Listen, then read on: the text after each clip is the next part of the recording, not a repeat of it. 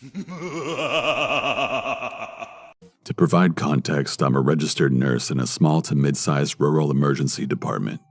I've been doing this job for about 4 years, and one of the biggest problems we've had in my time here has been the prevalence of drug abuse and mental illness.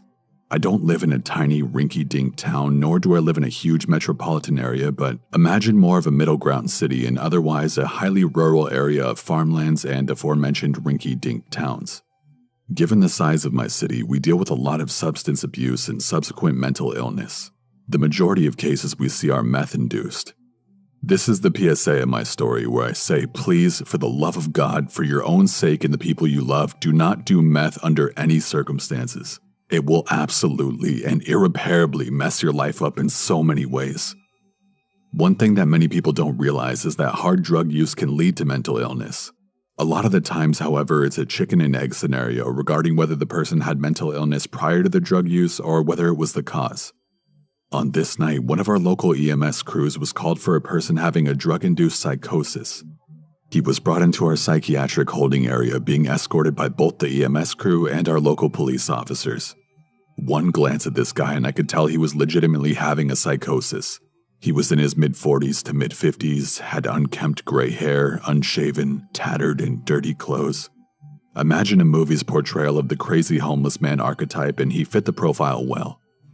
In typical psychosis fashion, he was extremely paranoid and was verbally hostile towards staff in fear of what he was perceiving as a threat against his life. Everyone was patient with him and we were trying to de-escalate him without having to physically restrain him for his and our safety. But it was becoming apparent that we wouldn't be able to simply calm him down verbally. I talked to the doctor and we agreed to give him a shot of an antipsychotic. I drew it up into a syringe and headed back to the psych area. I entered the room and there were still a lot of people in there with him. We had a couple of our ER staff, at least one of our hospital security, and at least 3 or 4 police officers just trying to keep this guy together. Admittedly, he was doing slightly better than when I had left him a few minutes ago. The shouting was at a minimum now, and it looked like all he needed was the shot to help him relax. I approached him with the syringe and told him I would be giving him a shot, and obviously, he became paranoid because, again, he was perceiving us as trying to harm him. After a little more calming him down, I prepared to give him the shot in his right shoulder. I lifted up his t-shirt sleeve, cleaned the site, and grabbed the muscle while he was talking to one of the police officers. I told him that I was going to stick him and gave him the customary 1, 2, 3 countdown as I stuck the needle into his shoulder. A quick explanation of my shot-giving technique is necessary before moving ahead. When I give a shot, I hold the syringe by the barrel like you would hold a dart before throwing it, between my thumb and index finger with the needle pointing towards the patient, obviously. After the needle is in, I make a split-second move where I rotate my hand so that the barrel of the syringe is between my index and middle fingers, much like you would hold a cigarette. From there, my thumb is free to push the plunger and administer the medication. Anyway, shortly after I stick the needle in this guy, he apparently forgot that I would be sticking him despite my warning not seconds before. He proceeded to freak out at the worst possible time. He turned to look at his arm, clearly alarmed by the syringe poking out of him. At this point, I was getting ready to switch my grip on the syringe from the dart grip to the cigarette grip, but his reaction to getting stuck caused him to pull away from me just as my grip was changing. He leaned to his left and the syringe stayed in his arm as he moved away. From there, he pulled the syringe and still attached needle from his arm with his left hand, raised it, and went after me with it as a weapon. The officers reacted by this point and start to go for the guy to stop him. I heard one of them shout needle, which I assume was the police way of calling out the weapon present in the room. As they're subduing him, his momentum continued towards me. Still shocked, I tried my best to get out of the way, but still felt an impact as something hit my left thigh.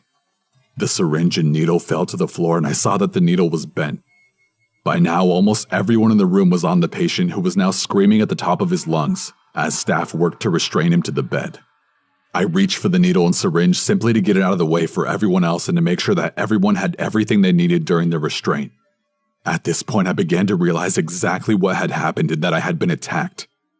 Oh God, please don't tell me that needle hit me. I was terrified thinking of what diseases and nasty shit this guy potentially had that I was exposed to. While contemplating my future life with HIV and hepatitis, I stepped into the bathroom to inspect the damage to my leg. I was so relieved when I found my leg was unscathed. The only explanation I can think of is that somehow the needle hit the pack of gum that was in my left pocket at the time, Wrigley, if you ever need a spokesperson, please have your people get in contact with my people. After the situation had resolved, one of the police officers approached me and asked if I wanted to press charges against the guy. I initially said no because I felt sorry for the guy. He had psychiatric problems, he can't control what he's doing. As that shift progressed, however, my feelings began to change. Why should I protect this guy because he was methed out of his mind and attacked me? Why should I let this guy get away with giving me anxiety and making me feel uneasy for the rest of my career with psych patients? I later called the officer back and pressed charges against the patient. As of about 2 years ago, nothing has come of the charges because the patient wasn't in his right mind. Again, please, for everyone's sake, don't do meth. This next story is from the same person, so consider it a continuation. After a couple of years of career development, I found myself in a leadership role in the ER. I had been given the title of night shift charge nurse over my department and my confidence was high. I finally had the opportunity to show everyone my leadership skills and how well I could run the department. I truly thought I could make a difference. On this night, one of our ambulances got called for a car versus semi collision. The patient was the driver of the car and was in his 30s or 40s. The medics in the ambulance mentioned that the collision may have been intentional as a suicide attempt. There was no obvious injuries that I noted when he first arrived and he appeared to be calm. When I saw that the situation was under control, I stepped back and looked over the rest of the department. I didn't hear anything about him for the rest of the time that he was there. I don't remember why, but he was going to be admitted to the hospital. So the nurse called report to the floor and we arranged for transport to his room upstairs. Because he could have possibly attempted suicide, he was placed in a 1-to-1 watch while he was in the ER, so the tech that was doing the watch was going to take him upstairs. Additionally, because he was a 1-to-1 watch, they needed to be escorted by a security guard.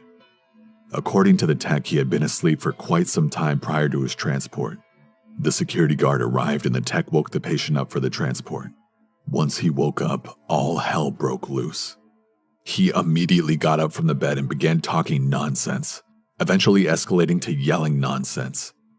With my workstation being right outside the room, I got up and went straight into the room. When I entered through the curtain, I saw the tech and the security guard standing opposite of the guy trying to talk him down. At this point, the guy was standing in the middle of the room, bare-ass naked, and had ripped out his IV. His posturing was threatening and things looked like it would get violent unless the situation diffused. The security guard immediately called for backup and calmly tried to approach the patient. It was at this point that the guy attacked the guard by punching him in the face. The patient continued to go after the guard, but the guard managed to get him pinned against some cabinets in the room. I stepped up to try to hold the patient's arms back. I yelled for the secretary at the nurse's station to call the police. Not long afterward, the other security guard arrived and tried to help. To paint a better picture, the patient is standing with his back against a counter in some cabinets, still yelling nonsensically in his psychotic tangent.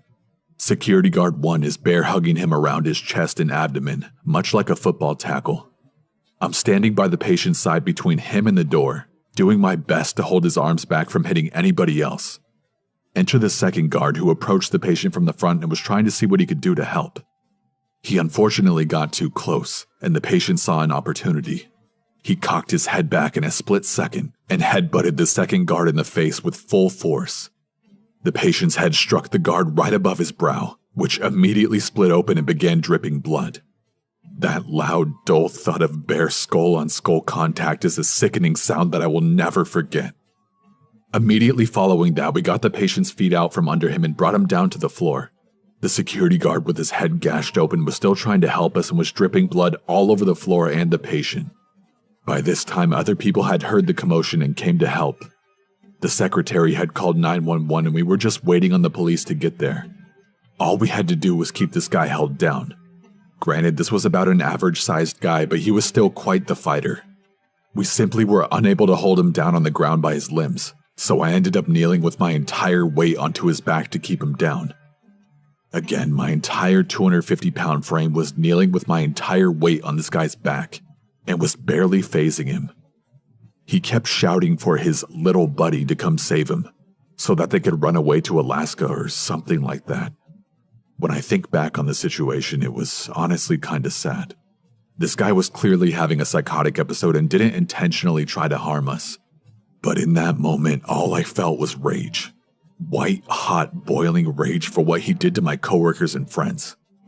If I knew there wouldn't be any repercussions for my actions, I can't say that I wouldn't have beaten the absolute piss out of the guy in the moment. After the police arrived, we were able to get the patient restrained to the bed and sedated him without any issue. Once the situation was more under control, we registered both of the security guards for treatment. The first guard had no injuries and the other guard had his wound stitched up. Other than the wound on his head and being slightly dazed, he was fine. No one else was injured during the event. Shortly after I walked out of the room, the gravity of what had just happened hit me really hard. I quickly made my way to an empty room and closed the door before I absolutely lost it. I sobbed as silently as I could as I contemplated what had just happened. This guy had just gone full-blown apeshit on us and there was absolutely nothing I could do. I was the leader of these people, and they were put into a dangerous situation in what is supposed to be one of the safest places in the community. One of my responsibilities was to keep things under control, and I had just messed that up in a major way. Maybe I wasn't as capable of doing this job as I thought. I took a few minutes to let my emotions run their course and collected myself before heading back out to finish the shift. Not long after that incident, I stepped down from being a charge nurse, both for reasons related and unrelated to these events. I've since gone back to being a regular staff nurse in the ER, and I honestly prefer that. I haven't gone back to the charge nurse role again and most likely never will.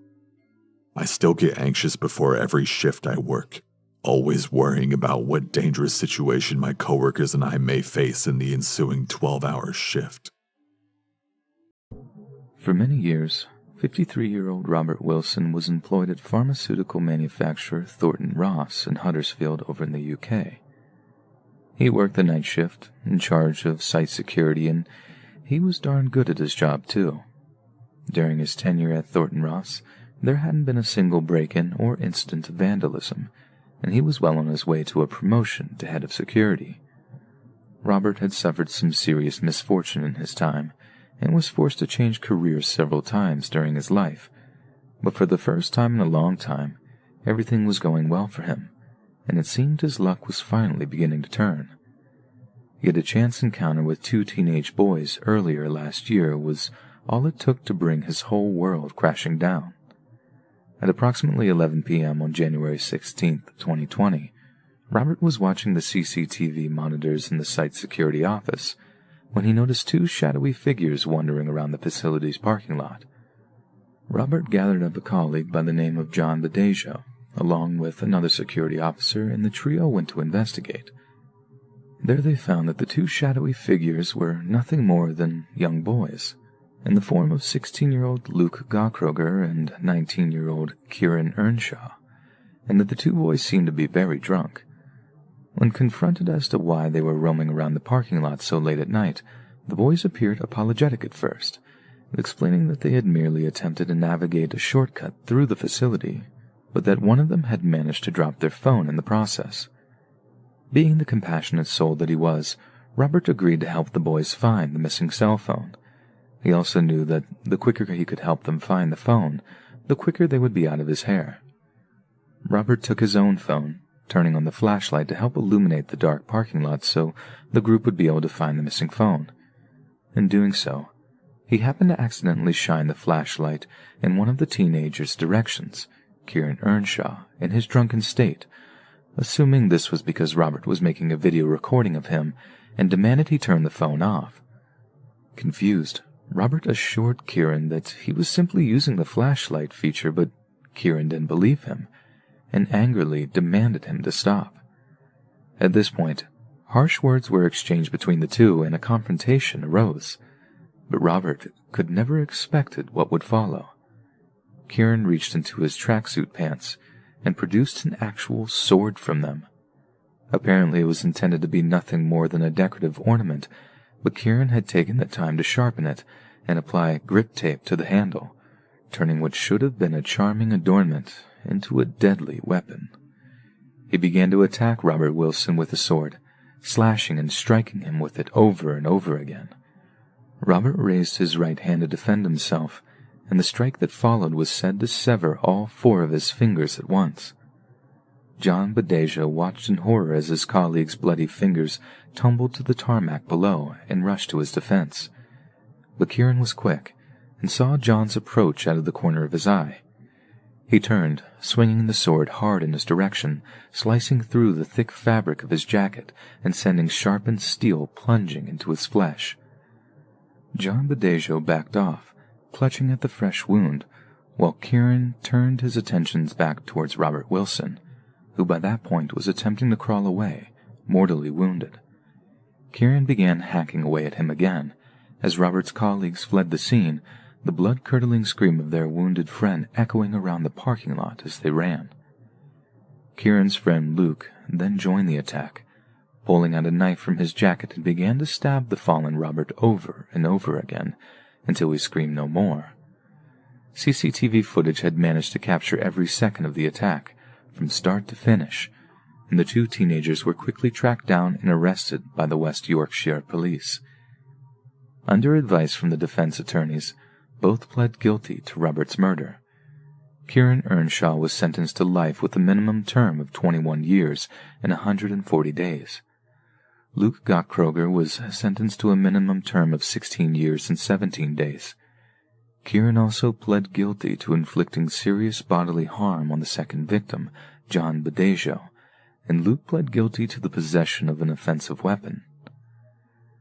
James Goddard of Britain's Crown Prosecution Service said that this was a ferocious and frenzied attack on an innocent man who was simply carrying out his duties. The two teenagers inflicted a horrific level of violence on Mr. Wilson, as well as seriously injuring Mr. Badejo. The two defendants are now facing significant jail sentences. Our thoughts remain with Mr. Wilson's family and friends, as they have been throughout.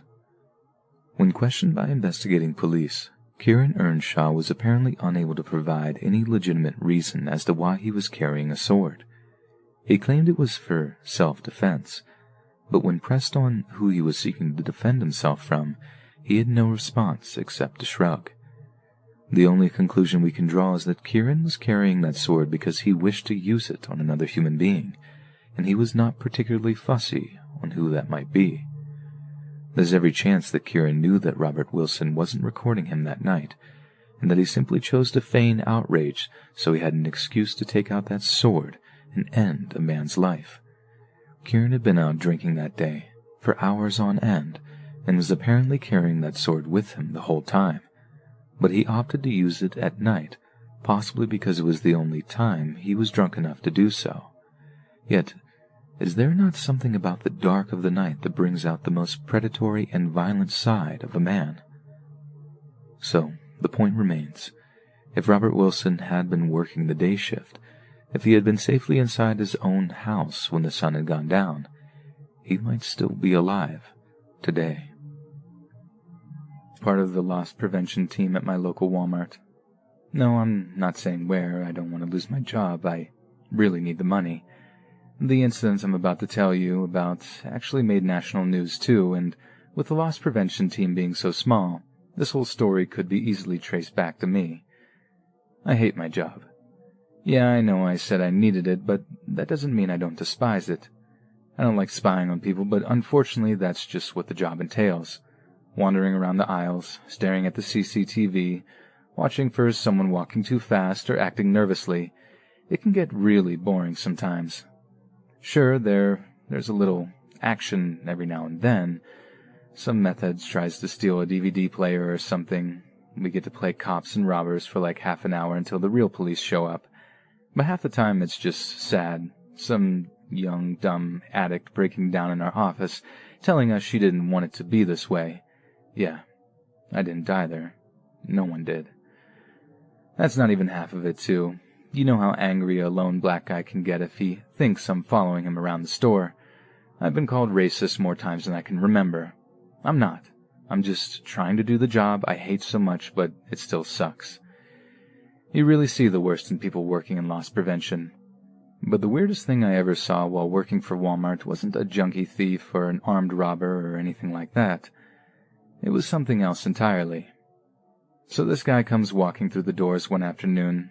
Nothing particularly unusual about him. Nothing to give us loss prevention guys any suspicion. I take my eye off of him for a little while, patrolling the store as it was my turn to do so, instead of watching the cameras. I just sort of forget about the guy, you know? I mean, you try to take note of little details, but you do it with so many people that no one in particular stays in your mind, unless they're, like, really shady looking. I wander back around towards the meat aisle, casually keeping an eye on various shoppers when I see this guy again, the normal-looking dude. He's balding, has a blue shirt on, and is just standing there checking out all the steaks, chops, and cutlets sitting in the fridge units. Again, nothing unusual, but here's where it starts getting weird. As I'm walking past the dude, his head sort of snaps towards me. I remember he had light-colored eyes that looked almost empty. I said hi or whatever, just greeted the dude, and this big wide smile stretches across his face. The guy had no teeth. Not a single tooth remained in this guy's head.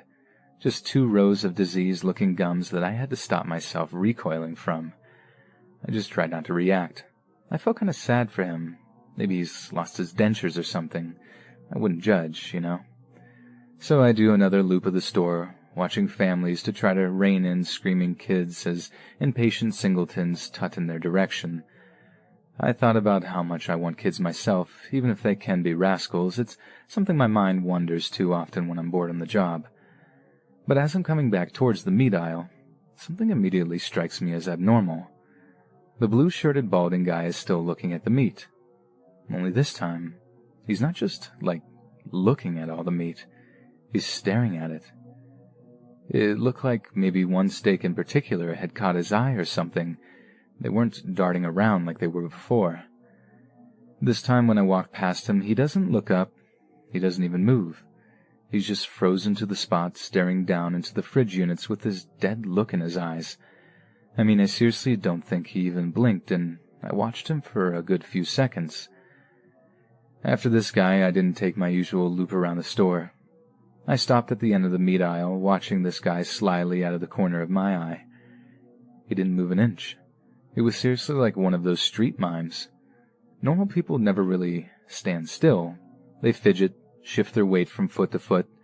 This guy was honestly as still as a statue, and it was really creepy. I called it in on the radio, asking a coworker about the balding man in the meat aisle, if he was known to the loss prevention team. Came back negative. The guy I was working with that day had never seen our toothless friend before in his life. So as I'm watching the guy, still listening to my buddy on the radio, the toothless man begins to reach into my meat fridge and pick up a large sirloin steak, still packed in plastic. I start feeling like an idiot.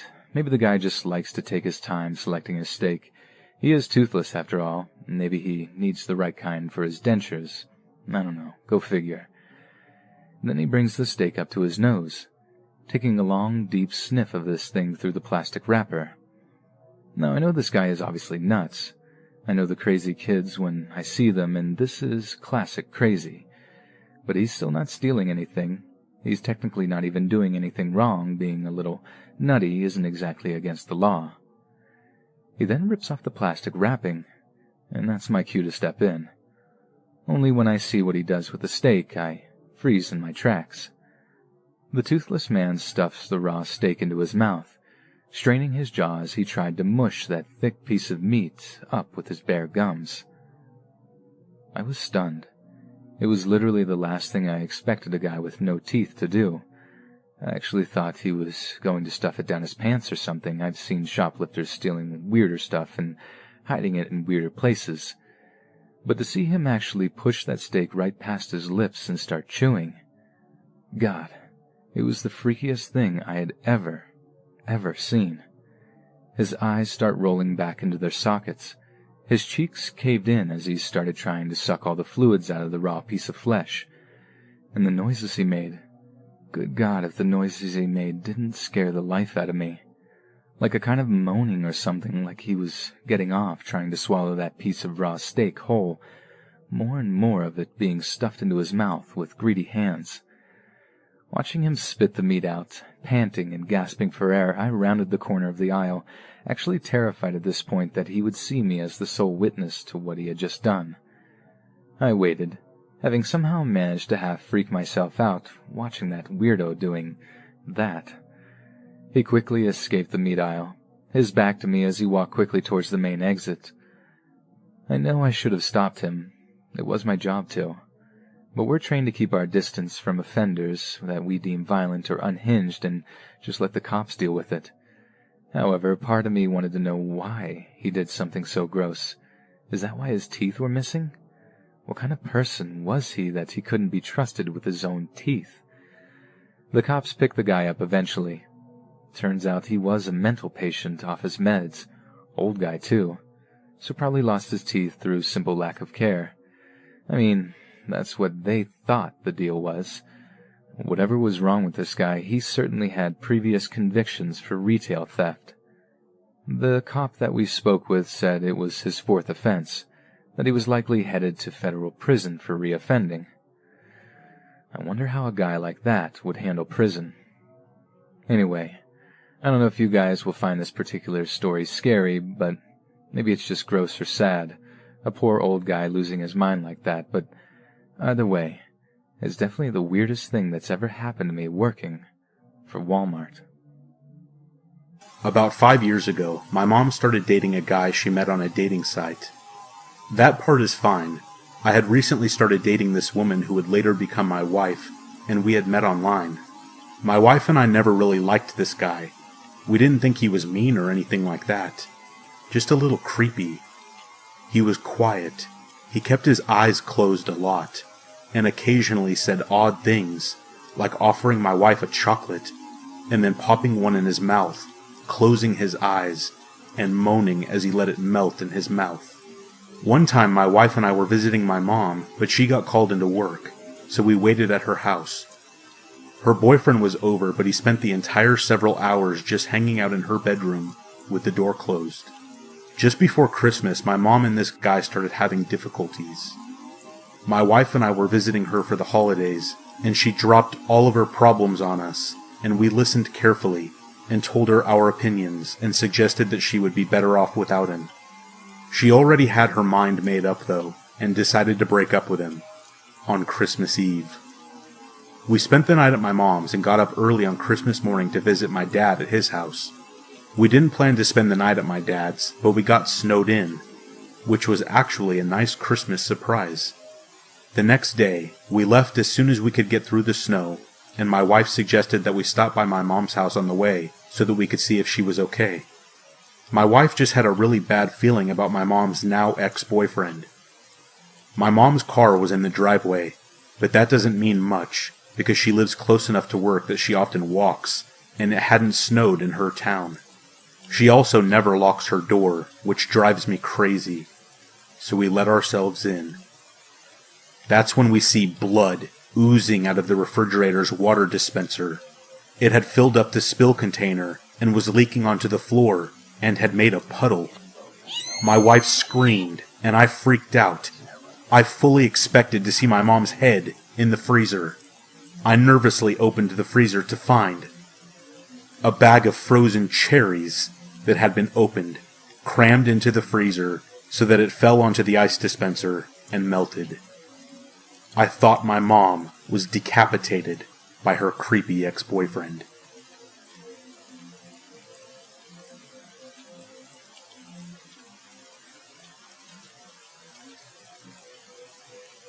A few years back, I lived with my mother and German Shepherd in a 2-bedroom rented townhome. I got home from work one day and went about my daily routine. When it came time to eat dinner, I knocked on my mom's door to come and eat. I smelled cigarette smoke and heard her grunt a response, so I went back down and ate alone. Fast forward to about 2 a.m. I am awoken by someone holding my hand and gently shaking it. I immediately shoot straight up and look around. My dog, who is overly protective and sleeps with me every single night, isn't in bed. She isn't even in the room. She most definitely was on my bed when I went to sleep. I sleep with the bedroom door shut and locked. She is scratching at my closed and locked bedroom door from the hallway. Frantic, I bolt for the door, let her in, and she is searching the whole room. I'm now yelling for my mother. No answer. I force my dog to walk down the hallway with me. I still smell cigarette smoke. I bang on my mom's door. No answer. So I just open it, and she isn't even home. The bed is made, and her TV is off. My dog and I search the entire house, and nothing is out of place. All the doors and windows are still locked. I was freaked out, to say the least. The next day I called my mom, and she told me she left early the day before to go visit my sick grandfather. Who was holding my hand that night? Your guess is as good as mine. A few years ago, I was looking for a roommate. The vacancy had risen because my previous one was a Swedish guy who had been having some trouble with homesickness. Eventually it got too much and he moved away to somewhere with a colder climate. So, as you do, I put some ads up on various sites, and it didn't take long before a guy called Robert responded. We messaged back and forth a couple of times and arranged to meet up one day at Starbucks. I was immediately struck by his easy charm and wit. You couldn't hope to meet a person who was easier to talk to. He was in art school with ambitions of making it big as a painter. How exactly one would go about that, I have no idea, but we had become friends straight away, and I didn't think twice about letting him move in. Just before we parted ways that day, Rob, as he'd insisted I call him, asked a question I really didn't anticipate. "Hey, I know this is a weird question, but, are you by chance afraid of clowns?" He said with a weird smile. I suppose so," I replied, wondering why anyone would ask. "I probably watched Stephen King's It at a stupidly young age. Are you scared of them?" "Oh, damn," he said. "I'm a clown on the weekends. I do like charity events and fundraisers, visit sick kids in hospitals sometimes. Is that a problem for you? I mean, I know some people are seriously afraid of clowns." "Oh, of course not. That sounds cool. It's just the bad clowns that scare me, you know." I had never personally known one before, but Rob didn't seem scary. "I promise, I don't kill kids," he said with a grin. He threw his neck back and drained the last of the coffee from the cup. "It's the adults I go for." I burst out laughing at his dark sense of humor. What a cool guy, I thought. I'm actually going to be looking forward to this new roommate situation. Our first few weeks living together went about as smoothly as possible, and things were a good deal more peaceful than they had been with my previous roommate. I definitely didn't miss being woken up at unholy hours by his sobbing. Rob would get up, go to class, come home, then paint or have a quick drink with a friend or two. Sometimes on the weekend he'd put on his clown suit and go out to those charity events that he talked about. He didn't seem like a scary clown. He was so cool, in fact, that he even began to change my view of clowns. There was a freezer in our kitchen that I told Rob not to bother using. It hadn't been right since before he moved in. I kept meaning to call someone to come out and look at it or replace it, but I guess it must have slipped his mind. One day, about 5 months after Rob moved in, I came home to find the lights on but total silence in the house. That was strange. Rob was always watching TV or playing his guitar. He hated silence. But I really knew something was up when I noticed something different about that freezer. The freezer door was open. I walked over, looked inside. Oh my God. 8 chunks of a human body, all cut up neatly and stored tidily on the shelves. I can't really explain how I felt in that moment. I panicked. What the hell can you do in that situation? My mind was racing, and I thought back to the day we met Rob, and he made that joke about only killing adults. Holy shit. Just then, a faint shuffling noise came from Rob's room. I didn't know what to do. For some reason, I tiptoed over to his room to see what the hell was happening. I don't know. I suppose adrenaline just takes over at that point. I peered in, and sure enough, there he was, lying on the floor with a mad look in his eyes as he stared at the ceiling. After a long delay in which I'm sure he was aware of my presence, he looked up at me. "You sick bastard! I'm calling the police." Clowns are the worst roommates, don't you think? Always uncovering the dead bodies in places you specifically told them not to look. I'm afraid I had to kill him too. So now my old Swedish friend has a dorm partner to sleep along with him in that big freezer. Oh, by the way, I'm still looking for a new roommate, if anyone's interested. I was 12, and my older sister and I were home alone for the weekend. I was waiting for a friend to pick me up, and getting restless. There was a knock on the door. Thinking it was her, I ran to answer it without checking through the peephole. A man was standing there, with a clipboard, and he said that he needed to check our gas meter. I was entrenched in the disappointment of my friend still not having arrived. So I just told him, "Yeah, sure, whatever you need to do." I didn't notice at the time, but he wasn't dressed as a city official. He had on a green and purple shirt, with bold stripes, like the host of Blue's Clues. He came in and immediately went up the stairs to where our bedrooms were, and walked into the open door of my room. The typical girly room with pink and glitter. Thankfully, my sister came down the stairs at almost that exact moment. She said, "Oh, is that Daphne's dad? Why is he going upstairs?" And I complained about how Daphne wasn't here, and was going on about how unreliable she was when my sister cut me off. Wait. If Daphne isn't here, then who is that? I said, "He's here to read the gas meters." Her face turned white. She flung open the front door and dragged me out, hand clamped over my protesting mouth. She said, "Our gas meters are outside." Neither of us had a cell phone. It was the 60s, and obviously we weren't going back into the house to call authorities on the landline phone. Then, my ever-resourceful sister had a stroke of genius. A man was walking right by our house, and she motioned him over. She called loudly into the house, "Oh, Dad, it's good you're home. A man from the city is here to read the gas meter upstairs." And just like she had hoped, this man on the street said, "What are you talking about?" The man in the striped shirt bolted out of the house. The man on the street asked us repeatedly if we were okay, if we needed him to stay and wait in the yard with us until our parents came home. He was very nice. We were so startled that we barely thanked him before slamming and locking the doors and windows.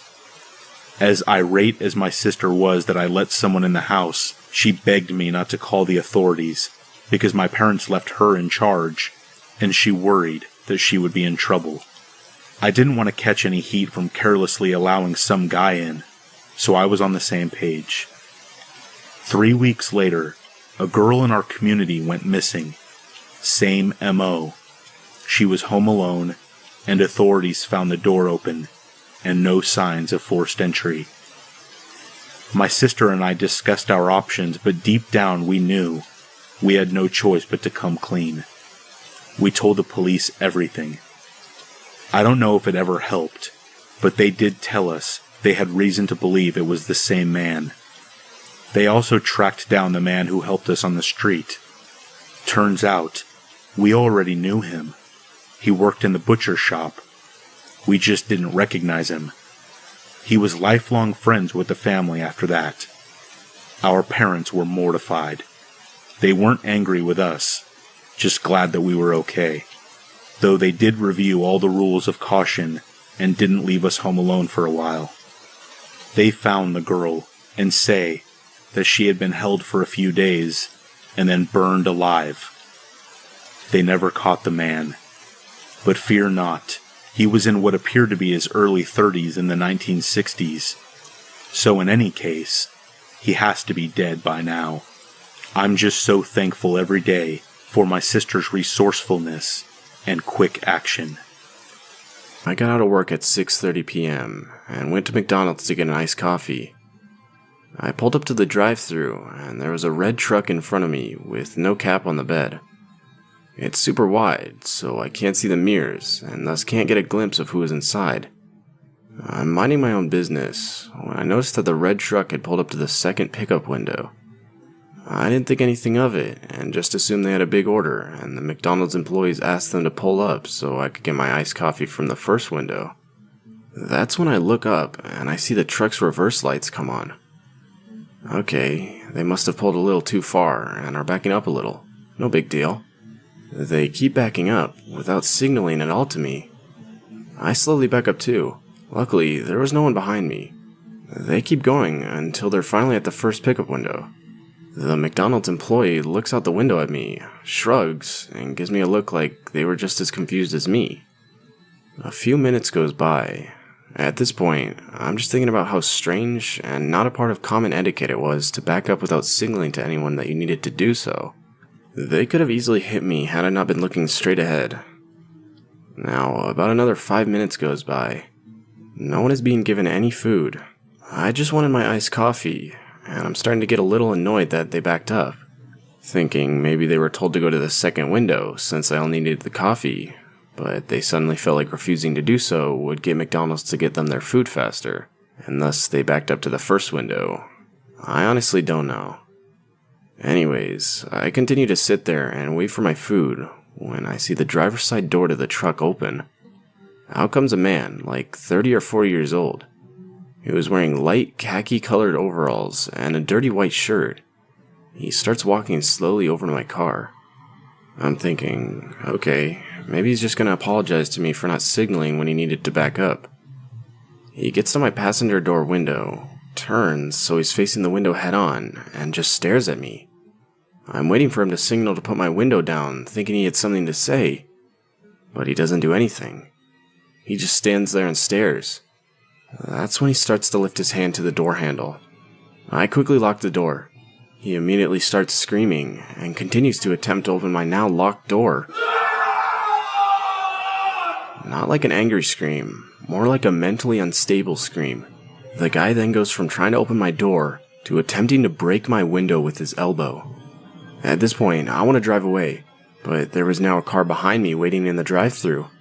I'm too close to both the cars in front of me and the car behind me to be able to drive off. Thinking quickly, I turn off my car, take the keys, and run inside the McDonald's in hopes he doesn't follow me. All the McDonald's employees saw this going down, and when they saw me running inside, they let me hide in the back until the man just leaves. The guy then proceeds to check all the cars in the parking lot to see if they were locked. We instantly called the police, and they were able to detain the guy. It turns out, the guy recently escaped from a mental hospital nearby and stole the car he was driving. The guy was carrying 3 different knives with him when the police detained him. Overall, this experience still scares me to this day. I'm just glad I was able to react fast enough to lock my door before he could open it and do who knows what.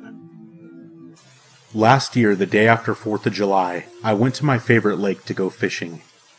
Occasionally, I would take friends, but more often than not, I went alone. Unless you're fishing in the dark, nothing creepy really ever happens, and you would never expect something creepy to happen either. I went to a very specific spot on the lake where I have always had good luck catching fish. The sun was out, and it was peaceful. Nobody else in sight. That's what I really love about this lake. It wasn't too popular like some others I have been to. I was listening to an Audible book when suddenly, without hearing him at all, a man floats by in a little rowboat. I looked over at him, and he is stereotypically creepy, smiling at me and didn't say a word. To break the awkward silence, I said, "Hey, I didn't see you there," and then let out a fake little laugh. The man said nothing and just floated by.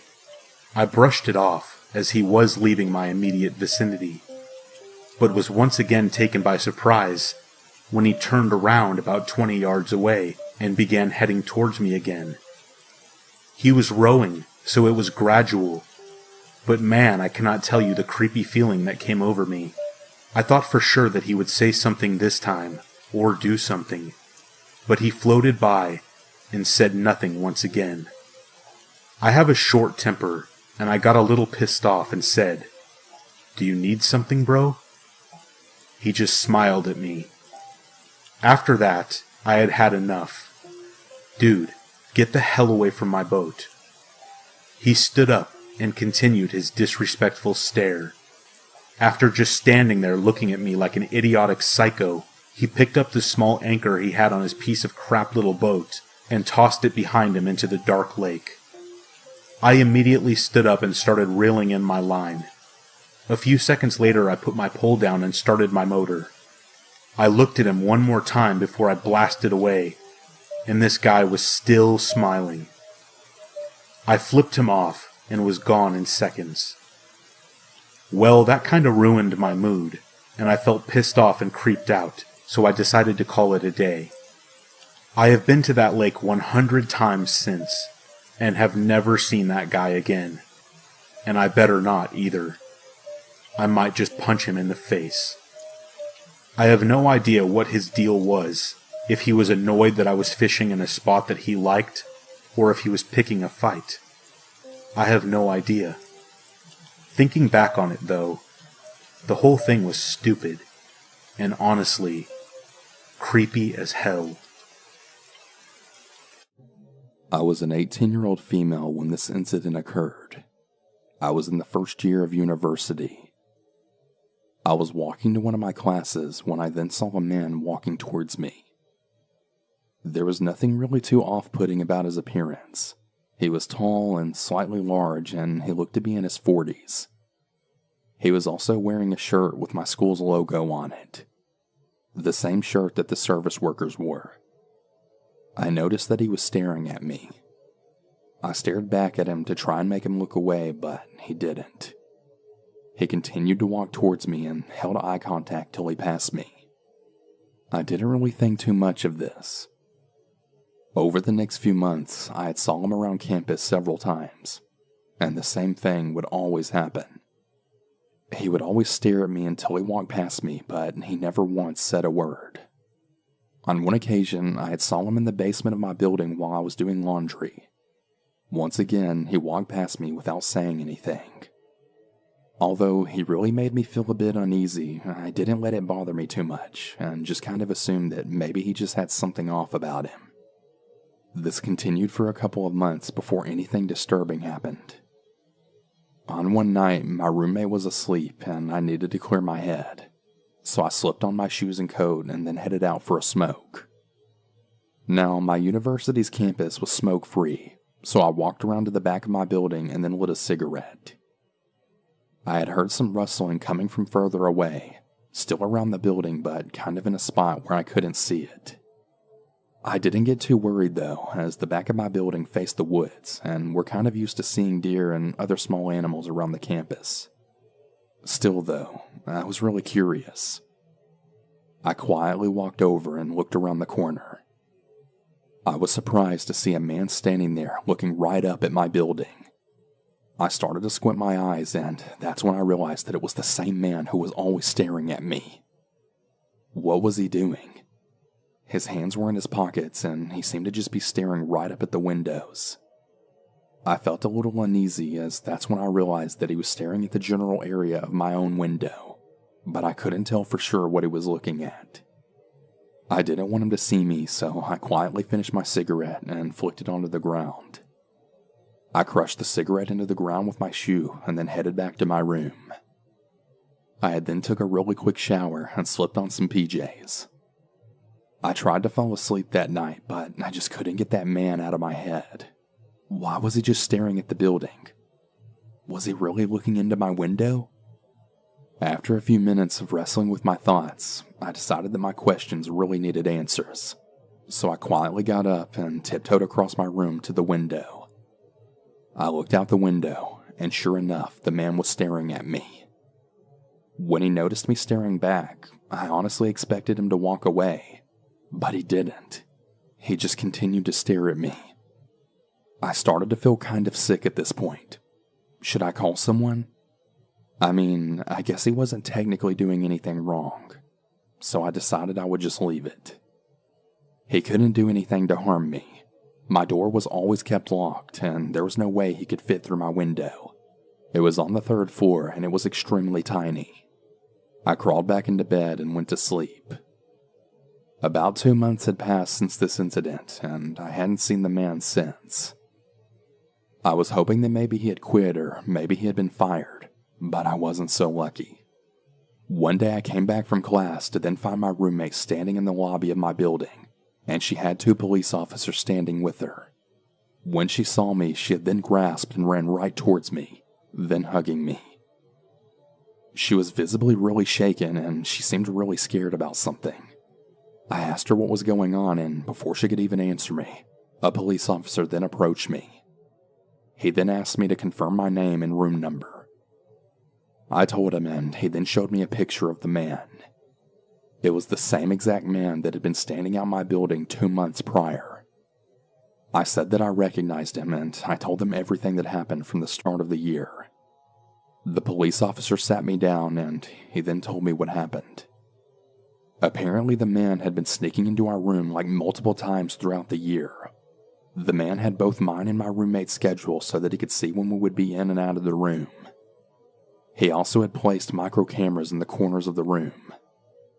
My roommate wasn't feeling well, so when she had left one of her classes early one day, she had returned to the room to find the man standing in it. She then freaked out and called the campus police. The police then searched his office and they found that he had stolen multiple things from my room. Things like my underwear, and he even stole my garbage. It was really weird. He also had like dozens of pictures of me, and some even taken around campus, and some extremely zoomed in on me in my room. The man also had a spare key to our room, which he would use to get in and out of it.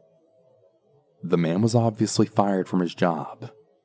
I'm not exactly sure what kind of legal action was taken, but the police assured me that I'd never see him again. I've always really wondered what his true intentions were, and what would have happened if my roommate hadn't caught him that day. I guess it's a good thing I never found out. About 2 years ago, I had trouble sleeping and would get these really bad headaches. I spoke to a friend of mine about it, and he suggested that I should go for a night drive, as it helped him when he was stressed out. I started going night drives whenever I was having trouble going to sleep. One night I was driving, and it was very foggy and lightly raining. I looked in my mirror, and in the distance, I could see headlights. It was a bit unusual to see a car at the time of night, but it wasn't anything suspicious. The headlights faded away, and I couldn't see them anymore. About a minute later, all of a sudden, the headlights were back, and right behind me, driving very aggressively, beeping their horn. I slowed down to let them pass me, but they didn't. They kept tailgating me. So I decided to pull over and see what their problem was, but when I stopped the car, they drove straight past me and disappeared down the road into the fog. I took a breath and then carried on driving. About 5 minutes went by, and I saw headlights in my mirror again. I didn't think it would be the same car as they had just passed me. But when the headlights sped up and were right behind me, once again beeping their horn and tailgating me aggressively, I knew it was the same car as before. I didn't understand why they were acting this way, and how they were now behind me even though they drove past me. I didn't pull over this time. Instead, I carried on driving. The driver of the car carried on tailgating me and beeping their horn constantly, just like before. But it wasn't long before the car lost control and swerved off the road and crashed into a tree. After seeing the car crash behind me, I stopped my car abruptly. I hesitated whether or not to get out and check to see if the person was okay. They seemed to be out to cause me harm specifically, but I couldn't leave the area knowing someone might be hurt. I turned my car around and drove up to the tree where the car crashed. When my headlights reached the tree, there was nothing there. There was no car, no tire tracks, nothing. I started to think I was losing my mind and not getting enough sleep. I headed home after finding nothing. The following day, I told my friend where I was driving and what I experienced. He laughed and said I might have seen a ghost. I thought he was joking, but he told me the road I was driving on was known as Death Road. I asked him why it was called that, and he told me apparently years ago, a drunk driver was aggressively trying to knock a car off the road until he lost control and crashed. He died at the scene. I'm not a person to believe in ghosts or supernatural stuff, but what I witnessed was so real, and the fact that I could hear the car right behind mine and hear the crash makes me believe I did experience something paranormal that night. One time, I drove back to college after Christmas, but before the winter break was over, so I was the first of my roommates to get back to the house that we were renting. Our house was in a pretty isolated spot on the outskirts of a town in upstate New York. I pulled into the driveway behind the house, went to the trunk, and grabbed one of my bags, and then ran inside because I had to use the bathroom so badly. I had been on the road for over 5 hours. I was inside the house using the bathroom for maybe 5 minutes. Afterwards, I went back outside to get the rest of my stuff from the car, and there were footprints in the snow all around it. Now, as I said, I was alone in the middle of nowhere. The only set of footprints should have been mine, from where I had gotten out of the car on the driver's side, walked to the trunk, and then walked to the back door. Yet now, there was another set of footprints circling the car, and then leading into the woods at the back of the property. It appeared that the footprints had originally come from the woods as well. I had left my trunk open while I was inside, because I assumed I was alone, and nothing had been taken. But someone had seen me arrive. They came out of the woods, circled my car, and then returned to the woods. I grabbed the rest of my stuff, locked my car, ran into the house, and locked the doors. The principal of an elementary school. He was in his late 20s, early 30s at the time, and despite being young, he was a born leader. He was a great principal and everyone loved him. I can attest to that as I attended multiple award ceremonies for him, and the respect and admiration he received was crazy. There was a young boy at the school who was having behavioral issues in class, and my grandfather saw that the kid didn't have a lot of parental support. So he called in his father and had talked with him about spending more time with his son in just a general parenting session. It turned out that all the boy needed was his dad's attention, and after a few weeks he was a happy model student. Whenever my grandfather would leave school late, he would see the dad was playing basketball with his son after he got home from work. It was one of those moments that he took pride in, being able to make a difference in people's lives. However, not everything had such an easy solution, and my grandfather found himself having to deal with an employee, Stanley the janitor, who was showing up to work drunk. Stanley was an alcoholic with a mean streak, and my grandfather tried on multiple occasions to deal with his behavior. Finally, one day Stanley showed up so drunk that my grandfather sent him home and called the superintendent to let him know he was going to be firing him the next morning after he sobered up. He then warned them to let him deal with it when Stanley was sober, because he was not a stable person. As it goes in these kinds of stories, the superintendent was furious and decided that he was going to call Stanley himself and fire him despite my grandfather's warning. No one called my grandfather to tell him about it either, so he was completely in the dark and thought he could deal with it in the morning. Stanley was furious and went to the school that evening. He searched the offices, my grandfather's included, and tore things apart until he finally had what he wanted. He was in a blaze of fury, and on his way out, he saw the father and his son playing basketball. He walked towards them and pulled something out of his trousers. It was a gun. He then proceeded to shoot the little boy, killing him instantly. The father was so upset, was hysterically crying, but somehow managed to get the gun away from Stanley and shoot him. My grandfather was called to the elementary school immediately by the police because there were 2 dead bodies. The little boy and Stanley were dead. What was even worse was the crying from the father and him saying that he couldn't save his son. It was clear that he could never forgive himself for that day. My grandfather was pulled aside by one of the police who had searched Stanley for evidence. They had found a list, a hit list of people that he was going to kill, and all the addresses of those people that he had retrieved when he searched the offices. My grandfather was number 1 on that list.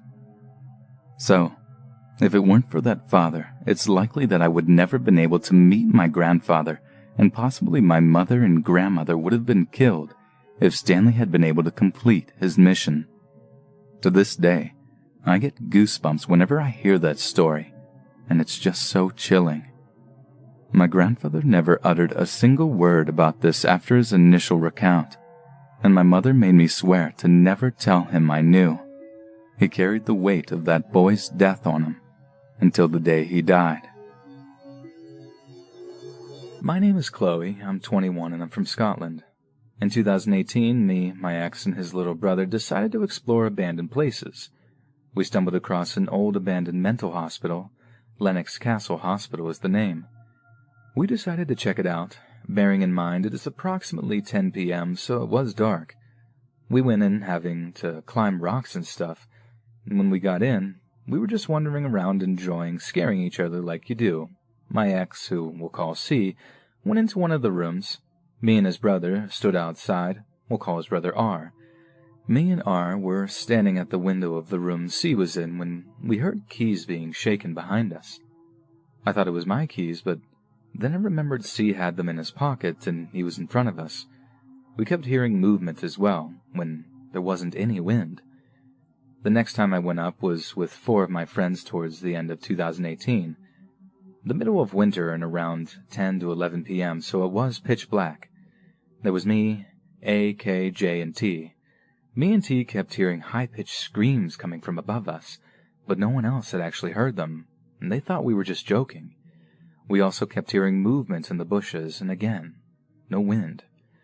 The walk back down was probably the most terrifying thing to ever happen to me. T told me she had seen glowing red eyes in the trees. I told her it's her mind playing tricks, trying to create a reason for the noises we heard.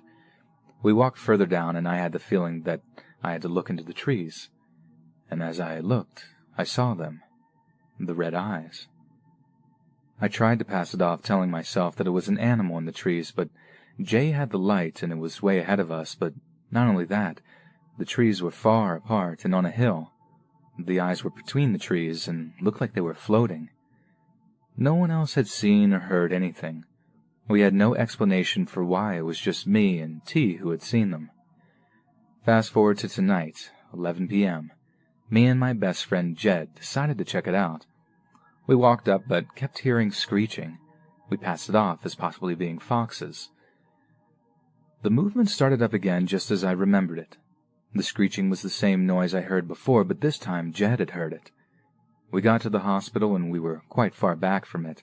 I had my flashlight on and I pointed it towards the building. Jed stood mesmerized by it as it's a lovely structure. I stood my light to one of the windows and I had saw a railing. The railing looked like it had a black figure standing, holding on. I mentioned it to Jed and all he said was, "No, top left." He paused. I asked him what it was and he rushed me back to my car. When we got back to the car, he said he had seen a pure black figure in the top left window, which twitched its head as if it were trying to get us to go to it. All the way back to the car, we hear footsteps and the screeching again. This place definitely has something going on, and I will not stop going there until I find out exactly what.